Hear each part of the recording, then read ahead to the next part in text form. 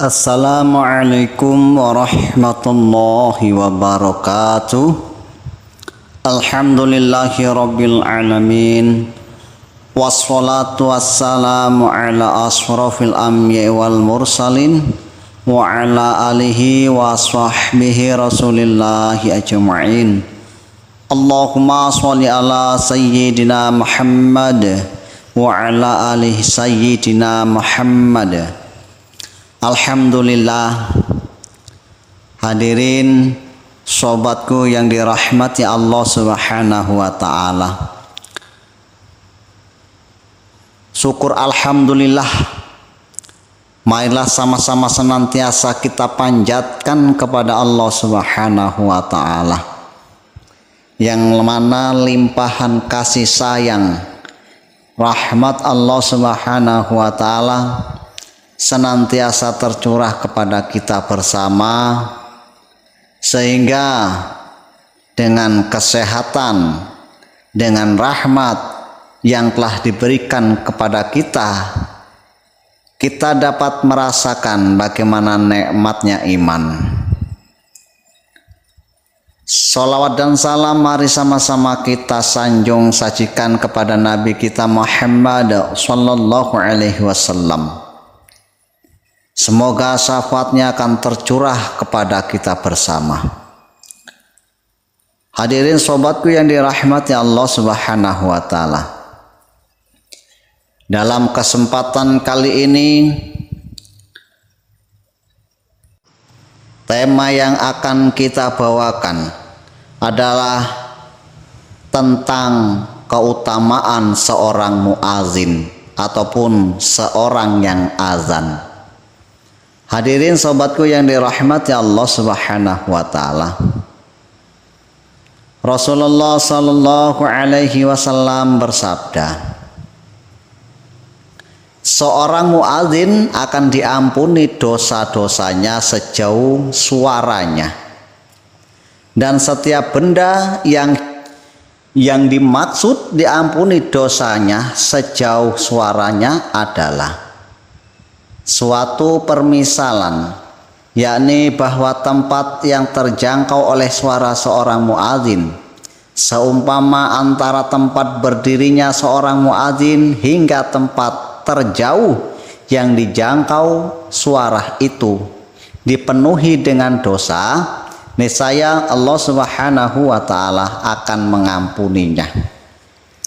Seorang muadzin, hadirin, akan mendapatkan ampunan dosa-dosanya sejauh mana suaranya masih terdengar, maka kelak pada hari kiamat akan menjadi saksi. Untuk itu seorang muadzin akan mendapatkan ganjaran yang berlimpah. Ini adalah dakwah yang utama, menyerukan kalimat tauhid, menyeruh manusia untuk melaksanakan perintah Allah Subhanahu wa ta'ala. Nabi sallallahu alaihi wasallam bersabda, muadzin akan diampuni sejauh suara azannya, dan setiap benda yang mati dan yang mendengar suaranya akan memintakan ampunan untuk muadzin. Di dalam riwayat yang lain disebutkan setiap benda yang hidup dan benda yang mati akan menjawab azannya. Inilah kemuliaan seorang muadzin, akan dimuliakan. Bahkan makhluknya Allah Subhanahu wa ta'ala, benda yang hidup dan yang mati yang ada di permukaan bumi ini akan memohonkan ampunan kepada seorang muadzin. Bahkan saking mulianya setiap benda yang hidup dan yang mati, makhluknya Allah Subhanahu wa ta'ala di permukaan bumi yang mendengar suara azannya akan menjawab azan seorang muadzin, karena yang diserukan adalah kalimat tauhid, kalimat-kalimat yang mulia, kalimat seruan untuk mengajak taat kepada Allah Subhanahu wa taala. Lebih memperjelas lagi, satu hadis dari Nabi Shallallahu alaihi wasallam. Beliau berkata, setiap pohon, tanah, batu, jin, manusia yang mendengar suara azan pasti akan menjadi saksi baginya. Oleh karena itu hadirin rahmat Allah Subhanahu wa taala, jangan sampai kita lewatkan kesempatan yang mulia ini. Kesempatan yang besar ini hendaknya kita berlomba-lomba untuk menyerukan azan.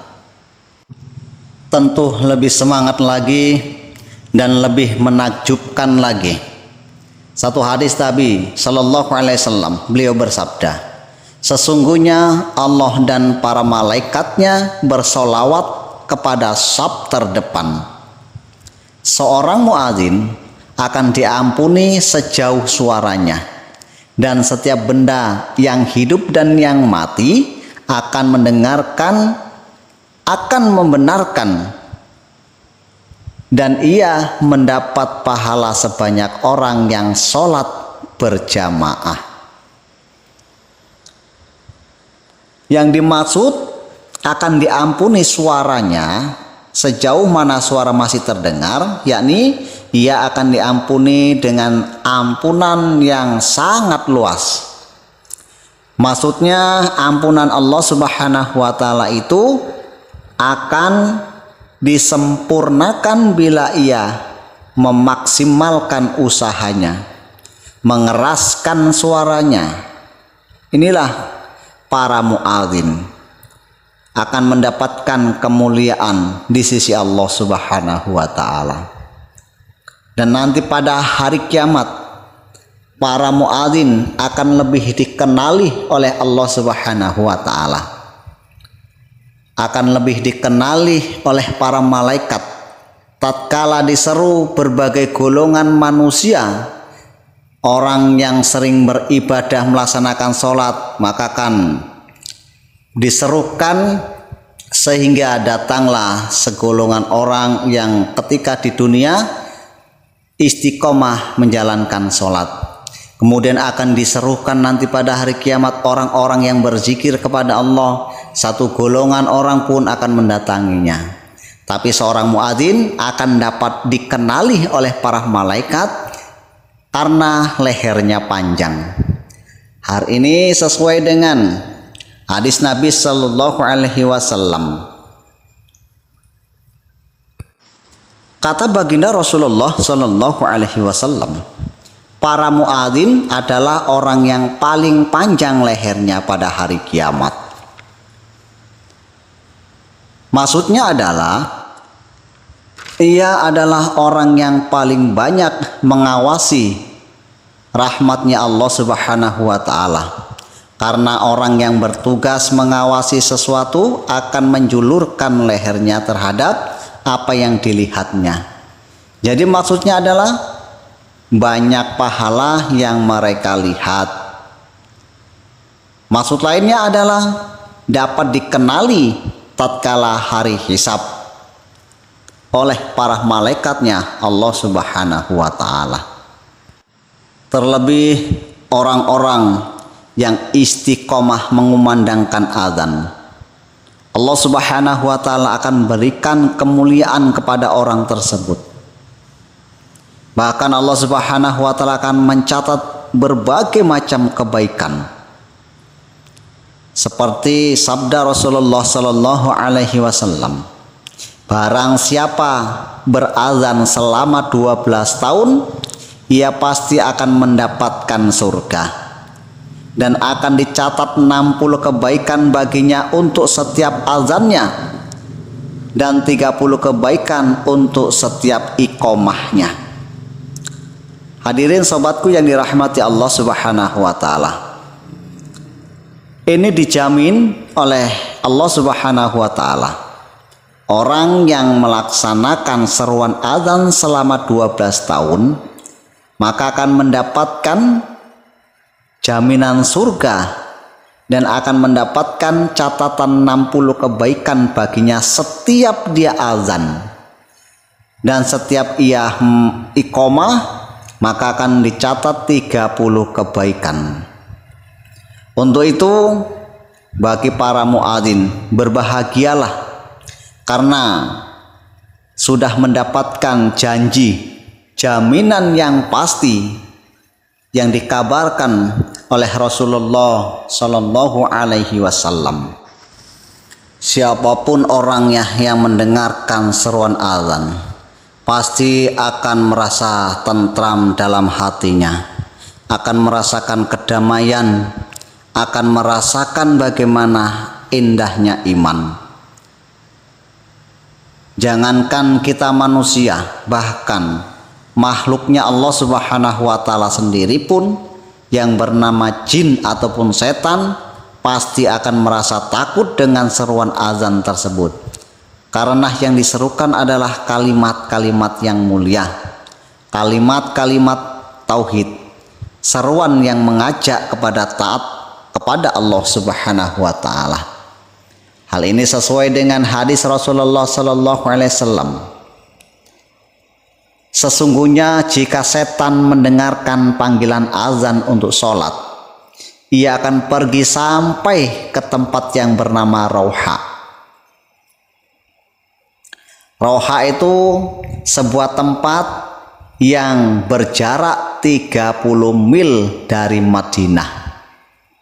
Inilah kedahsyatan seruan azan, kedahsyatan kalimat-kalimat azan ini, sehingga setan akan berlarian terbirit-birit. Bahkan dalam satu riwayat, saking takutnya, saking mereka berlari tak tahu lagi kemana tempat mereka akan bersembunyi, setan pun berlarian sampai terkentut-kentut. Hal ini sesuai dengan hadis Rasulullah Sallallahu Alaihi Wasallam. Bila diserukan azan untuk melaksanakan sholat, maka setan akan lari berpaling sambil kentut hingga ia tidak mendengarkan suara azan lagi. Bila azan telah selesai, ia datang lagi, dan ketika diserukan iqamah, ia lari berpaling sampai bila iqamah telah selesai. Ia akan datang lagi, kemudian ia akan membisikkan ke dalam diri seseorang dan akan berkata kepadanya, ingatlah ini, ingatlah itu. Ia mengingatkan apa-apa yang sebelumnya ia tidak ingat kepada orang yang melaksanakan sholat, sehingga seseorang pun tidak ingat dan tidak tahu lagi berapa rakaat ia telah mengerjakan sholat. Inilah setan tadi.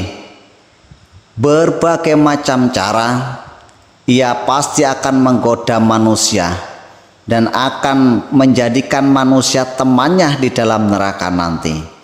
Walaupun dia sudah merasa ketakutan dengan seruan azan dan iqamah, dia akan datang terus berusaha menggoda manusia tatkala melaksanakan sholat, sehingga apabila seseorang dalam sholatnya tergoda dengan bisikan-bisikan setan, maka setan pun akan tertawa dan akan merasa menang.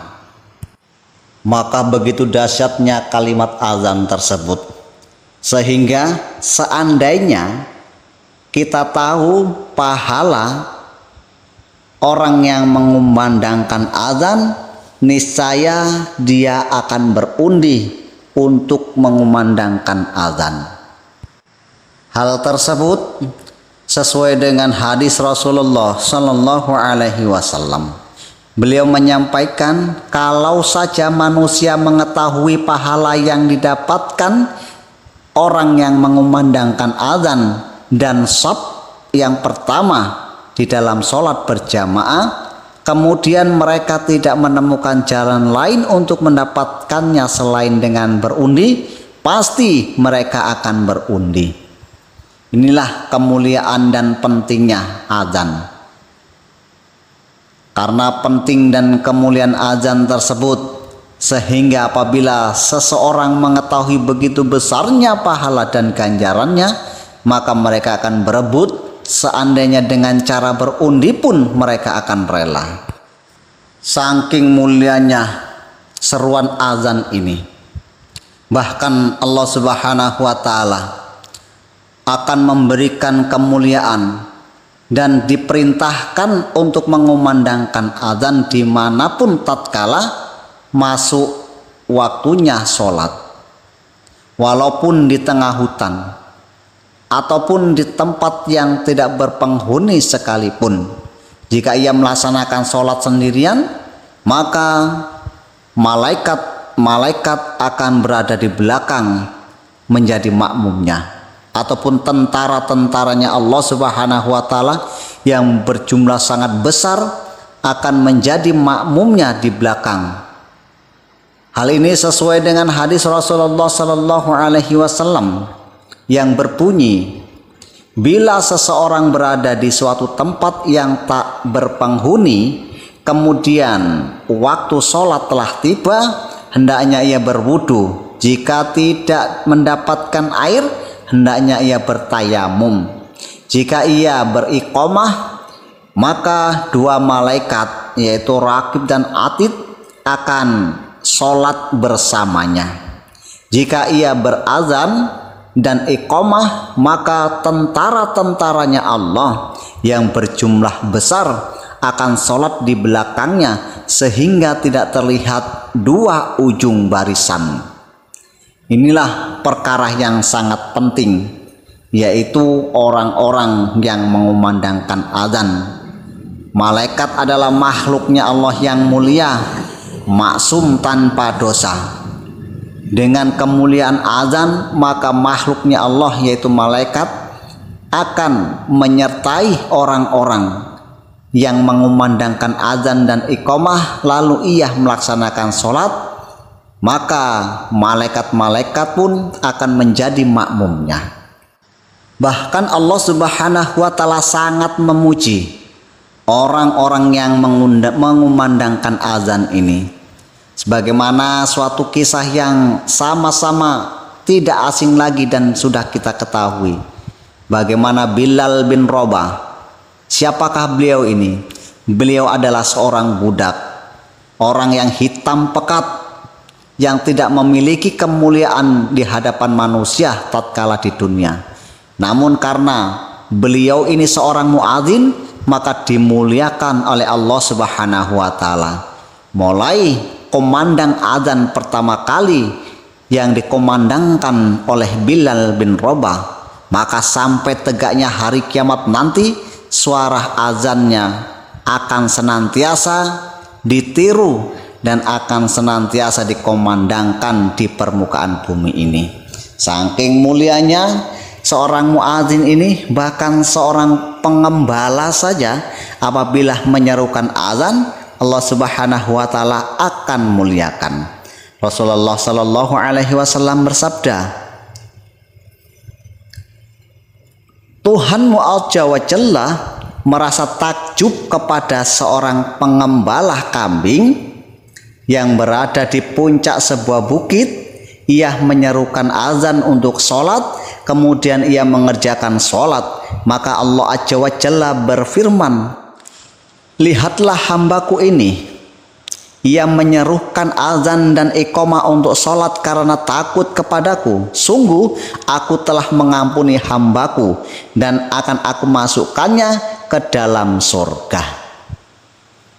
Kemuliaan daripada muadzin ini akan didapatkan kepada seseorang apabila dalam hatinya tertanam keikhlasan untuk menyerukan seruan azan, memanggil hamba-hamba Allah Subhanahu wa Ta'ala untuk mentaati perintah Allah Subhanahu wa Ta'ala. Bahkan kemuliaan seruan azan ini akan dikerumuni para malaikat, sehingga setiap seorang hamba yang berdoa tatkala berbarengan dengan seruan azan, maka doanya tidak akan ditolak, ataupun doanya pasti akan dikabulkan oleh Allah Subhanahu wa Ta'ala. Rasulullah Sallallahu Alaihi Wasallam menyampaikan ada dua doa yang tidak akan tertolak ataupun jarang sekali tertolak, yakni doa sesudah azan dan doa di tengah peperangan saat kedua pihak saling menyerang. Kemuliaan azan ini bisa kita dapatkan apabila orang-orang yang memuliakan azan memenuhi panggilan azan tersebut untuk melaksanakan perintah Allah Subhanahu wa taala.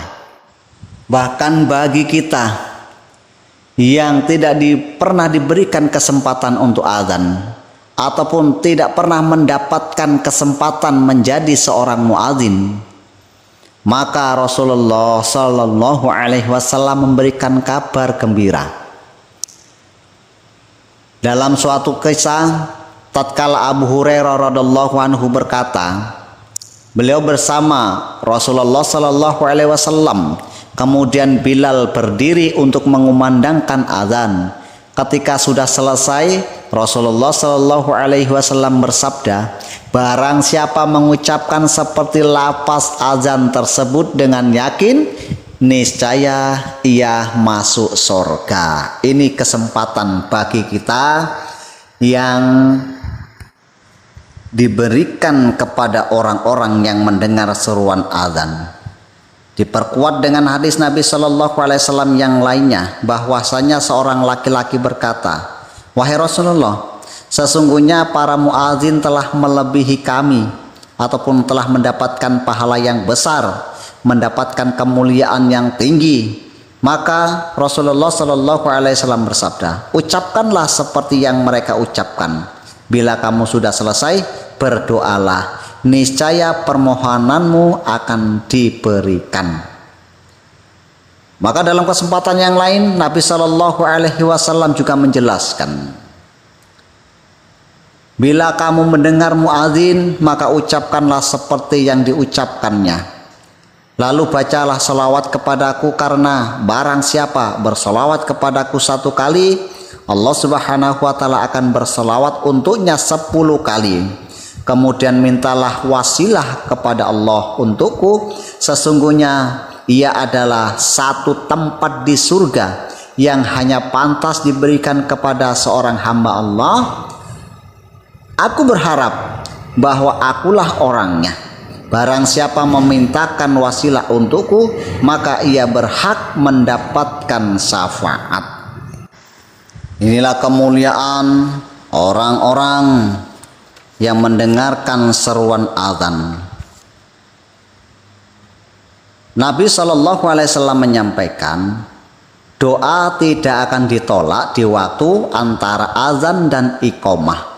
Para sahabat bertanya, lantas apa yang kami ucapkan wahai Rasulullah? Beliau menjawab, mintalah afiyah kepada Allah Subhanahu wa taala di dunia dan di akhirat.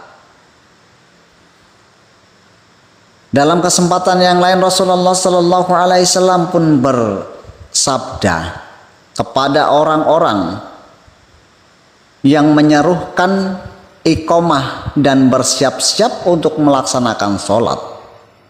Hal ini sesuai dengan sabda Rasulullah Shallallahu Alaihi Wasallam, bila telah diserukan iqomah untuk melaksanakan sholat, pintu-pintu langit pun dibuka dan doa-doa akan dikabulkan. Sangat jelas sekali hadis Nabi Shallallahu Alaihi Wasallam memberikan kabar gembira kepada kita agar senantiasa berdoa antara azan dan iqomah. Bahkan pada saat itu pintu-pintu langit pun dibuka, dan setiap hamba yang akan berdoa memohon kepada Allah Subhanahu wa taala pasti akan dikabulkan oleh Allah Subhanahu wa taala. Hadirin sobatku yang dirahmati Allah Subhanahu wa taala, kiranya dengan penjelasan-penjelasan tadi bisa memotivasi kita betapa mudahnya amal agama ini, betapa mudahnya kita mendapatkan ridha Allah Subhanahu wa taala. Oleh sebab itu, kesempatan ini janganlah kita sia-siakan. untuk mendapatkan kemuliaan di dunia dan akhirat. Hanya sedikit saja kita korbankan waktu kita, seorang muslim sudah menjadi hamba Allah Subhanahu wa taala yang akan mendapatkan jaminan janji-janji Allah Subhanahu wa taala. Untuk itu dalam kesempatan yang mulia ini, mari sama-sama kita niat dan usaha untuk mencapai ridhonya Allah Subhanahu wa taala. Semoga bermanfaat. Subhanaka Allahumma wa bihamdika asyhadu an la ilaha illa anta astaghfiruka wa atubu ilaik. Assalamualaikum warahmatullahi wabarakatuh.